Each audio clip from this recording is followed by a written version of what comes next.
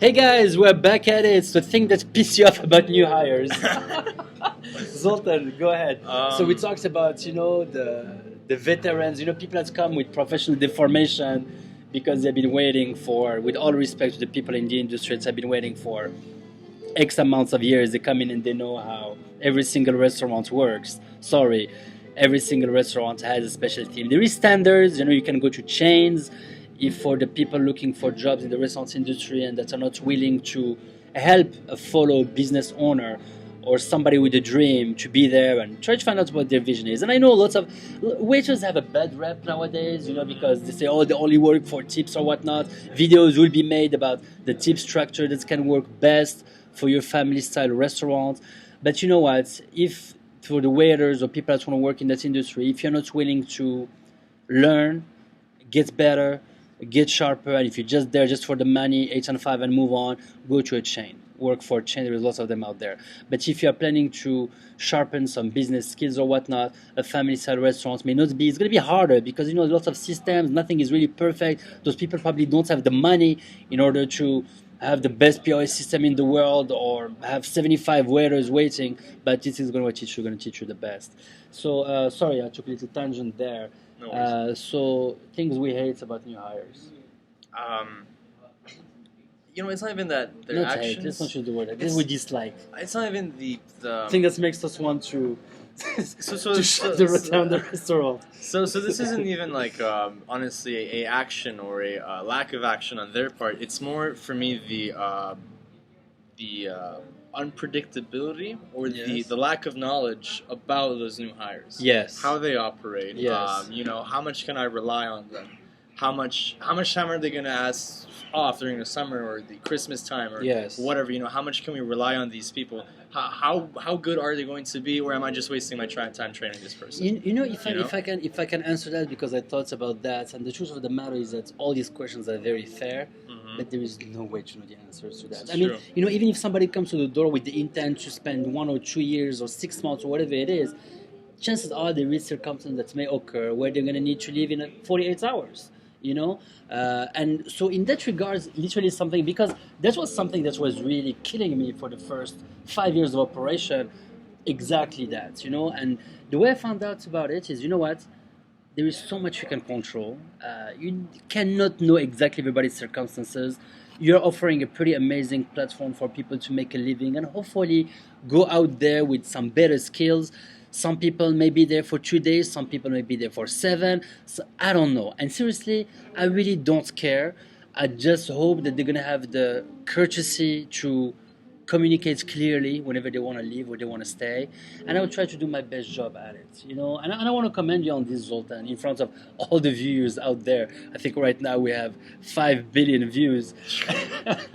Okay. Just the patience with them, and it's not about ego, it's about getting the job done. If I may, that's one thing you said, something that actually drives me always nuts, and maybe you may help me find a solution after these 10 years. Simple directions, and very simple directions. Okay, your responsibility today is to do this, and they don't do it. And and this applies to people that have been in the industry for 40 years, and this applies for somebody that never had a job in their life. This ability to listen is a lost art.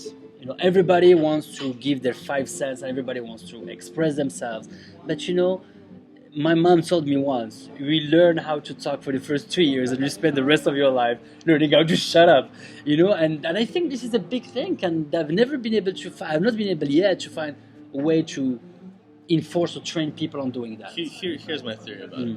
As a waiter, your expectations in terms of your job is a pretty long list. It's not clear cut, Yeah. Maybe you have an assigned task for the evening, like on a Friday or something when it's really busy. Then all you're doing is busting tables. Hey, all you're doing is working the bar. Hey, all you're doing is waiting on tables. You're just taking orders and running food.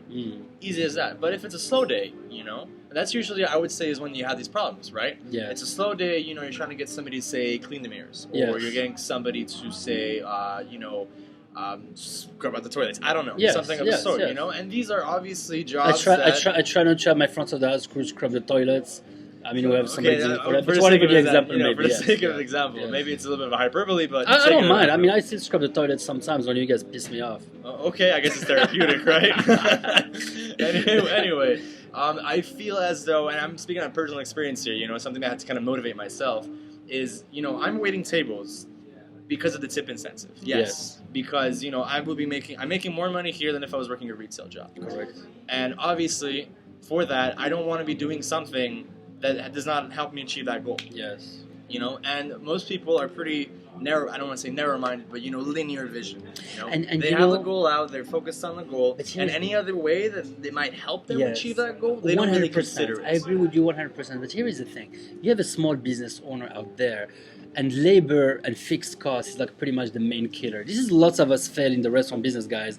Spend money too much on labor, we're not selling enough, and two is that rent payments. Those two things need to get paid on a regular basis. And I'm all up for the tip thing, but you have a slow night indeed.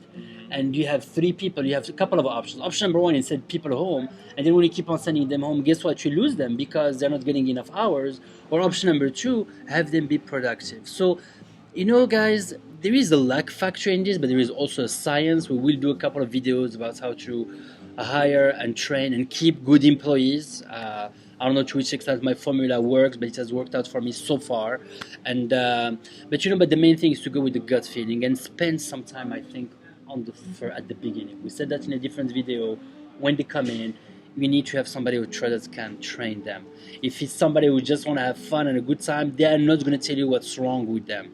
You need somebody of trust, and that's when it kicks in, and that's why I feel lucky to have Zoltan part of my team, and also to have my secret detector, the Spider-Man favorite power, and I'm going to show you that next time in a future video if you stay tuned.